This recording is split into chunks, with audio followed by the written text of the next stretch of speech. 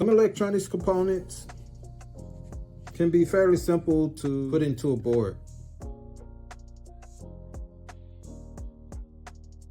Then you have some like this push button with these bent feet. You have to straighten them up a little, bend them out a little.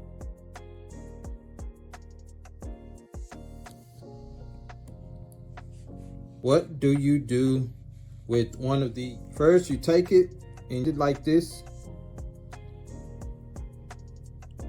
As you can see, I'm putting it in at an angle so that the three of the leads will go into 3 of the holes automatically. If I try and go straight down like this, it'll be very difficult. Some of them actually, 2 of them are touching 1 hole, and that's not what we want. So if you bend it sideways, it makes it easier for them to contact the holes, and then you can kind of wiggle all 4 of them into the hole.